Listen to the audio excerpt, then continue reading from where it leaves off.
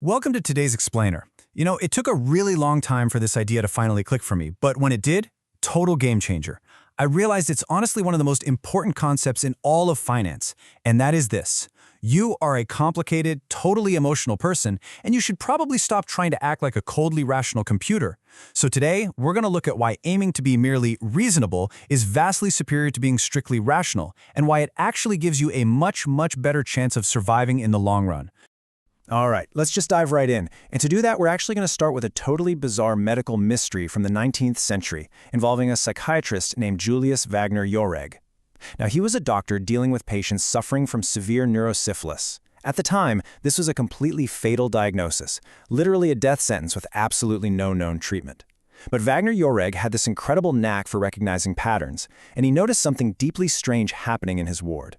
He realized that his patients actually tended to recover from syphilis if they had the added misfortune of suffering prolonged fevers from some totally unrelated illness.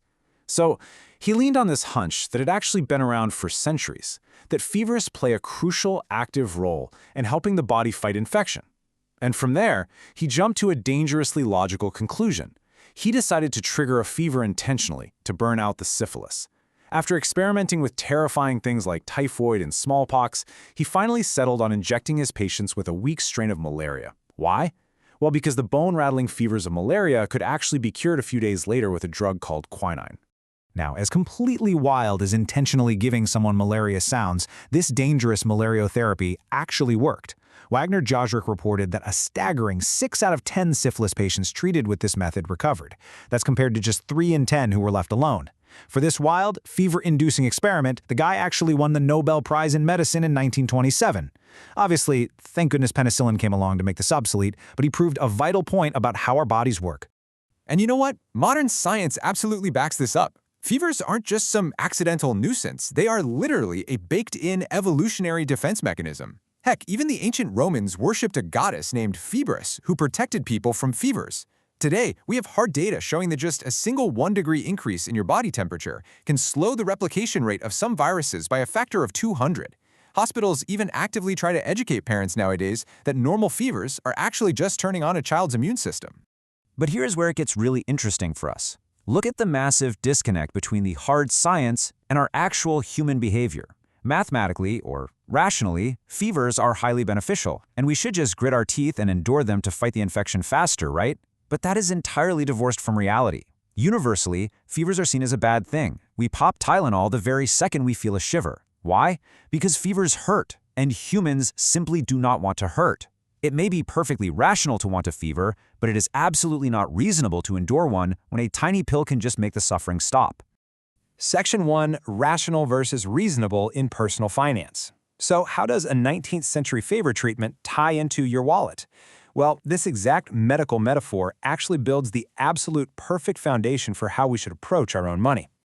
Just like enduring that fever, academic finance is constantly pushing us towards these mathematically optimal investment strategies.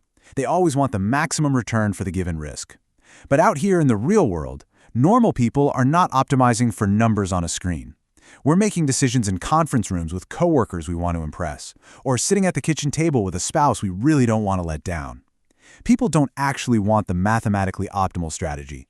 They want the strategy that maximizes how well they sleep at night.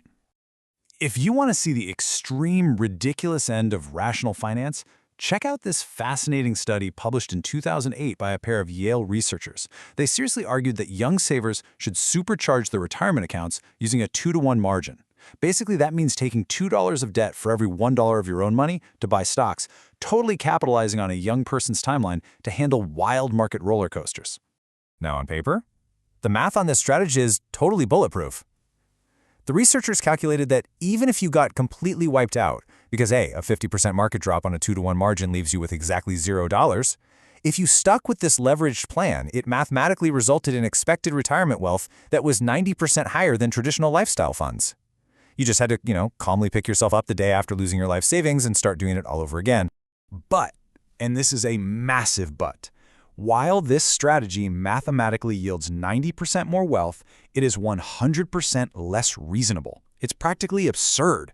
I mean, no normal human being could watch their entire life's retirement savings just evaporate into thin air and coldly stick to the math without completely panicking. You'd quit the strategy immediately, look for a different option, and probably try to sue your financial advisor. It just proves that something can be technically true, but contextually total nonsense. Moving on to Section 2, Titans of Finance being human. Now, you might be sitting there thinking that the absolute greatest minds in finance act like these cold, emotionless spreadsheets. But actually, the reality is the exact opposite.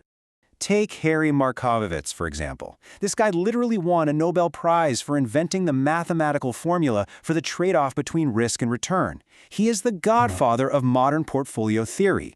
Yet when someone asked him how he invested his own money back in the 1950s while his models were being developed, he admitted he visualized his grief. He imagined how awful he'd feel if the market went way up and he missed it, or if it crashed and he was all in. So, to minimize his own human regret, he just split it 50-50. He built his own portfolio with almost zero regard for his own world-changing academic research simply because he was a reasonable human trying to minimize his own pain. And we see this exact same thing brilliantly illustrated by Jack Bogle. Bogle was the legendary founder of Vanguard, a guy who spent his entire life crusading against high-fee active funds, constantly saying they violate the humble rules of arithmetic. Yet he invested his own money in his son's high-fee active mutual fund. Why? Because he was a father first and a spreadsheet second. As he put it so perfectly, we do things for family reasons, and if it's not consistent, well, life isn't always consistent. Section 3, Sleep at Night Strategies. Okay, so if even the greatest financial experts on Earth aren't completely rational, how do we use our own messy human emotions as an advantage instead of a weakness? Well, being emotionally attached to an investment usually gets a bad rap, right? It's almost a badge of honor for investors to claim they are completely emotionless. But if lacking emotion means you'll jump ship and abandon a stock the second times get tough, your rationality is actually a massive liability. Just look at the historical data. Your odds of making money in the US markets are basically a coin toss, 50-50 over a single day. But over 20 years, it's 100%. If loving a company's mission or their product gives you the emotional endurance to hold on to it during a really difficult 5-year stretch, your odds of success literally skyrocket. What looks completely irrational actually provides the incredible advantage of keeping you in the game. Section 4, When Irrational Makes Sense. Because beyond just loving what you invest in, there are plenty of other technically imperfect behaviors that are entirely justifiable if they keep you financially grounded. Take home bias, for instance. Mathematically, it makes zero sense to ignore 95% of the planet's companies. But investing is literally handing your hard-earned money over to strangers. If buying familiar, local companies helps you take that leap of faith, it is totally reasonable. What about scratching the itch? Look, day trading is heavily stacked against you, but if playing around with a tiny fraction of your cash keeps you from messing with your core diversified retirement accounts, it's a perfectly reasonable release valve. Even making economic forecasts, which, let's be honest, are notoriously terrible, is reasonable. As humans, it is just way too incredibly stressful to wake up every morning accepting that we have absolutely no clue what the future holds. So, as we wrap up today's explainer, I want to leave you with a question that will hopefully change how you view your financial mistakes, your investments, and just your very human nature. The ultimate goal isn't to be this cold, calculating machine. The goal is to find a strategy you can actually live with through all the chaotic ups and downs of real life.